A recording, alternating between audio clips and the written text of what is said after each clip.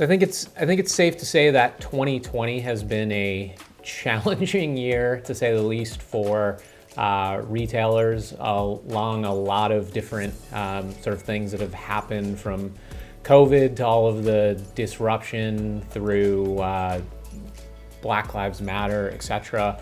And it's important that retailers have partners to work with who can sort of help them through some of these challenges and really showcase some of the best practices that are necessary in order to keep up with the needs of their consumers. So I'm really excited to have Brian Dodge, who is the president of the Retail Leaders Industry Association, or RILA. Is it RILA? Is that how we say it? RILA as in retail. RILA, yes, I should have asked that ahead of time. But Brian, thanks so much for joining us today. Sure, thanks for having me. Wonderful. So for folks who don't know RILA as an organization, can you give us a little bit of an overview of the way that RILA works with retail partners to help them navigate an ever-changing marketplace? Sure. We represent only the largest retailers operating in the United States. So there's a number of the most recognized brands that are represented behind me, and there's many, many more that we represent. And we work with them a variety of ways. The most relevant to today's conversation is that we maintain about 45 different communities of peers across these member companies. So think about heads of supply chain, asset protection, HR, diversity and inclusion, digital officers, CEOs and CFOs, about 45 of those communities. And they are at the heart of really everything that we do. We bring those communities together to identify common challenges and bring a variety of resources into those discussions to try to make progress on those things, like research, traditional dialogue, partner dialogue, sometimes government affairs when the issues can be resolved that way. And through those communities and that working format, we have a really good sense of what's on the minds of retail companies today. So what are the most pressing issues for all those key communities? And then what are the priorities among all of those? So reflecting back on 2020, as I named a few things that sort of went down. I mean, it was obviously a very interesting year, to say the least. What were some of the big challenges that you were hearing from your members, and some of the things that they were really dealing with? Yeah, it was a fascinating year.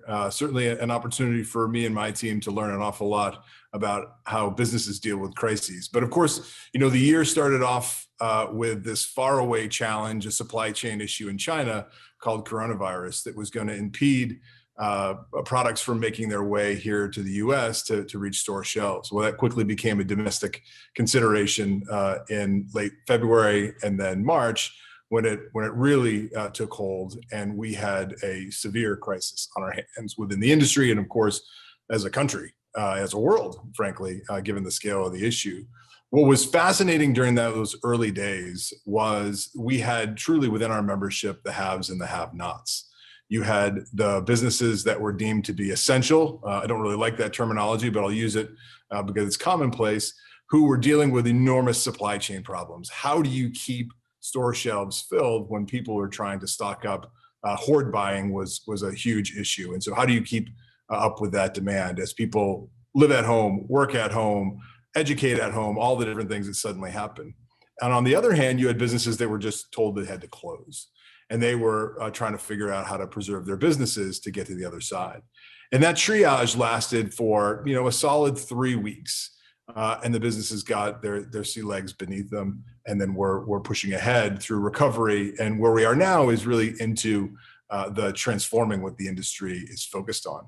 But there were, as you noted, a cascading series of other crises that sort of we faced along the way as well. And as I look back on the year, whether it was a George Floyd killing in Minneapolis or any number of other challenges, the sort of return of coronavirus and follow-up spikes, the thing that was most fascinating with the discussions that we had with our executives is that we always wound up talking about people. We started talking about nuanced operational issues and technical challenges they were facing. But not long into the conversation, we were talking about what did the team need? What did customers need? How can we respond to that? And the conversations, which we should talk about a bit more, were fascinating and I think really reveal the heart of the industry and where we're going. I love that focus on people. I think it's, something that we hear about and see in our research is how do you make yourself a customer centric organization? And then also thinking about the employee experience in so many ways. And obviously what we've seen again and again is how important employees are at the front line, obviously, and then just, throughout an organization to actually allow you to be nimble and meet all of these challenges. So,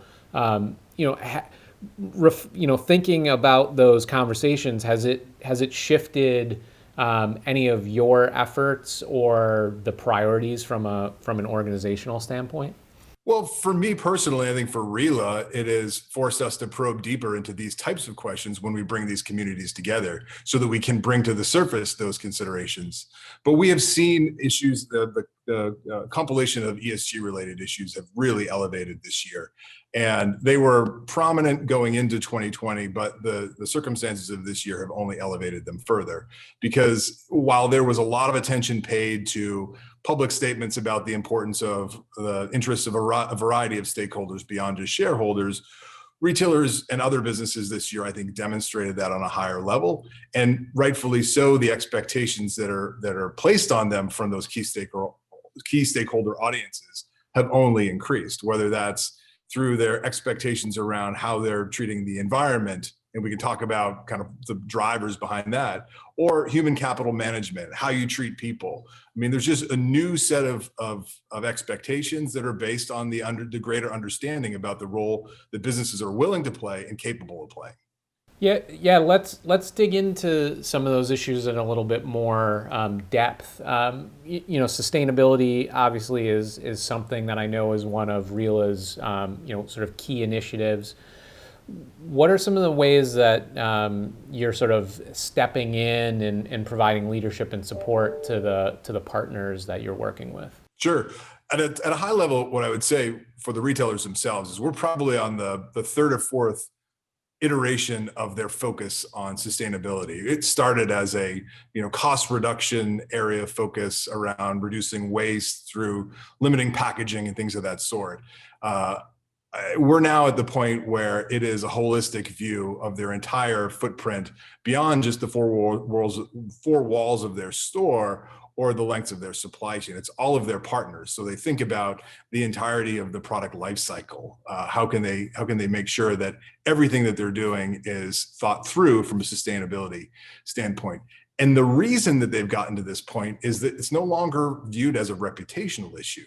It's business continuity, it's performance, it's generating sales. We know that consumers are devoting more of their wallet share towards companies that reflect their values. And we know that these issues matter to people.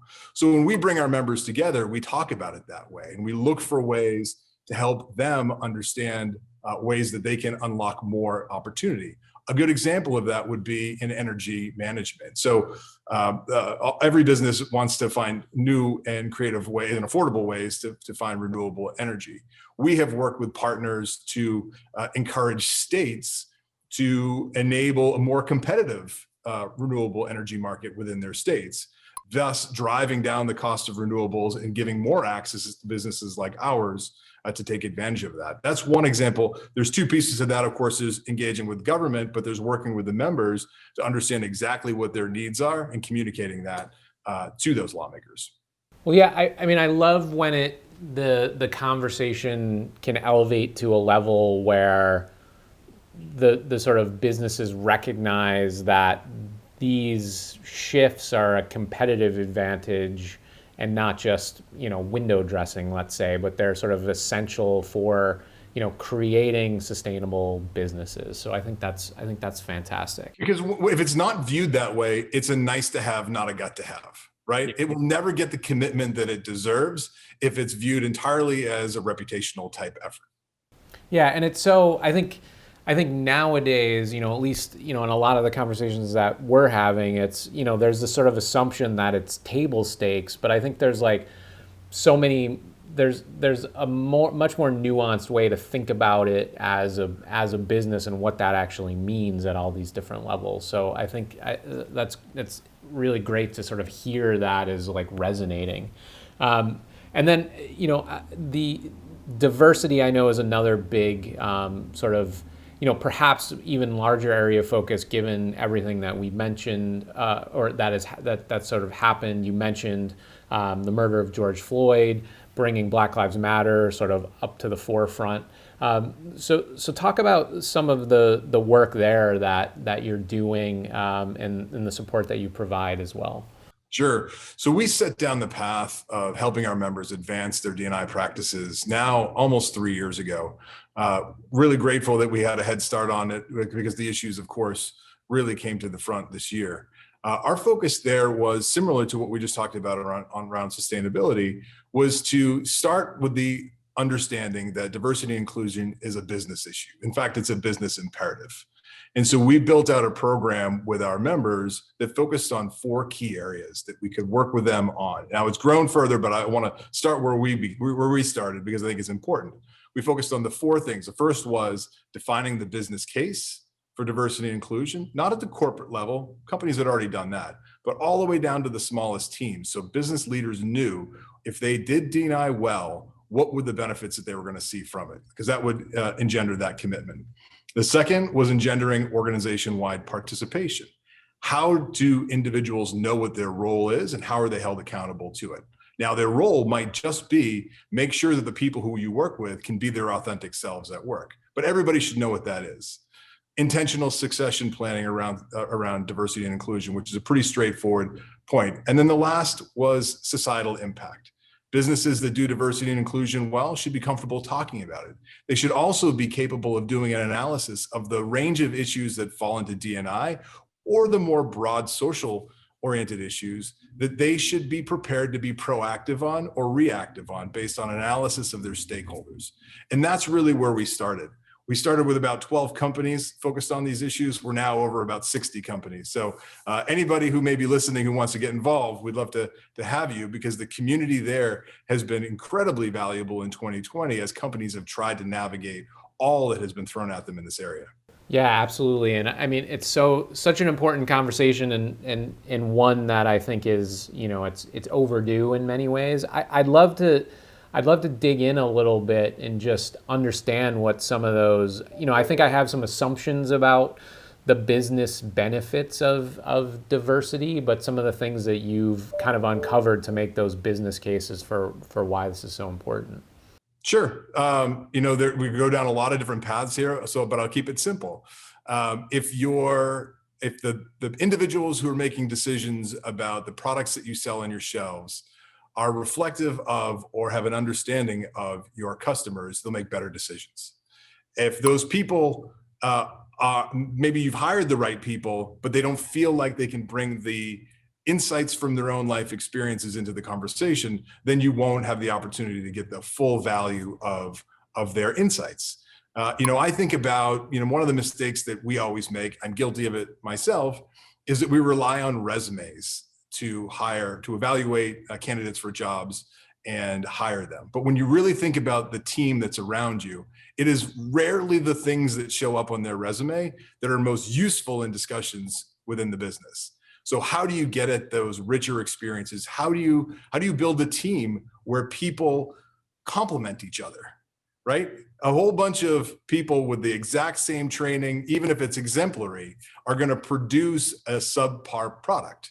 You want people who have a variety of different insights and experiences who can bring those to the table, whether that's in merchandising, in supply chain, in just direct interactions with customers. These are the ways that you get it done. And I can't help but reinforce one thing. Diversity and inclusion, sometimes I think people think it's one word, right? It's one word, it's one thing. It is really 2 distinct things, diversity and inclusion. Diversity, as I think about it, and I'm oversimplifying it, is sort of changing the class photo. Inclusion is doing everything you can to allow people to bring their rich experiences to their jobs.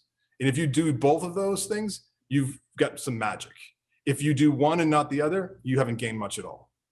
Yeah, I love the way that you talk about it because I think it's creating an environment that group of individuals can be empowered to do the best job. And I love that it's kind of come back to that focus on people as well, which is what we talked about at the beginning.